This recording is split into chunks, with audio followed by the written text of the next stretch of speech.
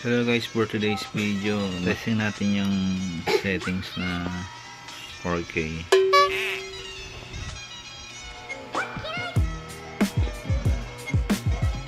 Ako nga pala sa nag-comment dun sa isang video ko, hinahanap niya, wala daw siyang ito sa metering.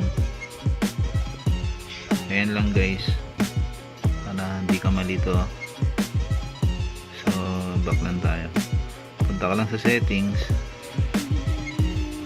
tapos taas mo lang yan pag dyan nakatapat. Ayan, tapos scroll mo lang.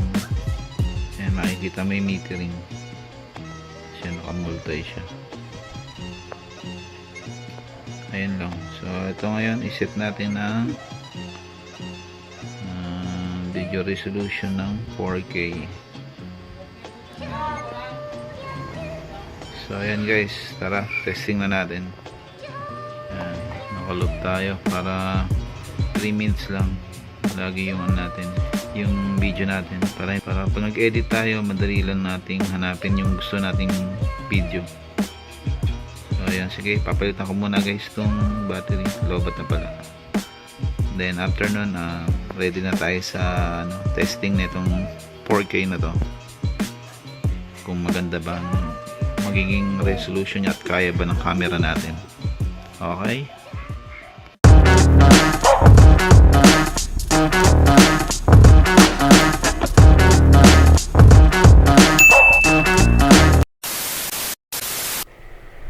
Hello guys, dito sinettings ko ng 4K by 60 fps, tapos naka wide angle tayo, then yung mic nya naka built-in, bali naka case siya ngayon kaya hindi masyadong dinig yung sounds.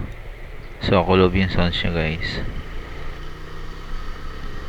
Base dun sa unang review ko, mas marirecommend ko tong 1080p by 60 fps kumpara dito sa 4K by 60 fps, kasi napansin ko pagka naka 4K ka, talagang ang laki ng file ng kinain sa'yo, then medyo malag siya pag i-edit mo na siya, unlike dun sa 1080p by 60 fps.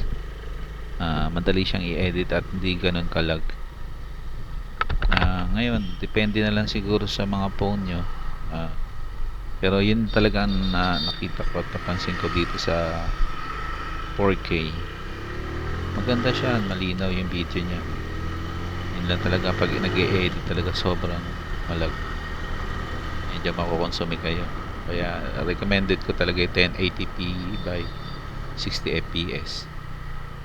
Kayo guys, nasa inyo naman kung anong gusto nyo. Gusto nyo talaga na malinaw o 4K kayo, pwede namang 1080. Yung mga gusto talaga okay na malinaw din naman, at least hindi tayo mahirapan sa pag-edit. Pero kung maganda yung PC nyo, pwede talaga naka 4K. Cellphone lang kasi gamit ko guys, kaya medyo naglalag pagka 4K yung resolution na gamit ko. So yun lang guys, maraming salamat sa panonood. Shinare ko lang yung mga na-experience ko rito sa action cam na Ausec S60. Sa mga nagbabalak bumili ng murang action cam, pwede to. Bukod sa mura, talagang nakikipagsabayan pa sa mga high-end na camera.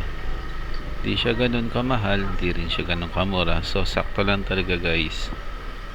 So ayun, ulitin ko lang, sa pag-e-edit lang medyo malag lang talaga, pero after nyo naman matapos yung pag-e-edit nyo at na kita nyo yung resulta, hindi naman na siya ganun kalag. So okay yung magiging kalalabasan ng pag-e-edit, maganda naman. Mapapansin nyo lang talaga pag naka 4K kayo, pagdating sa edit, parang ang hirap isakto sa video, yung lalo na pag gumagawa kayo, nagvo-voice over lang kayo, din lang merap isabay sa video. Pero once na natapos yun okay naman siya guys, maganda na ang kalalabasan. So hanggang dito na lang guys, maraming salamat sa panonood, at syempre ride safe lagi tayo sa kalsada.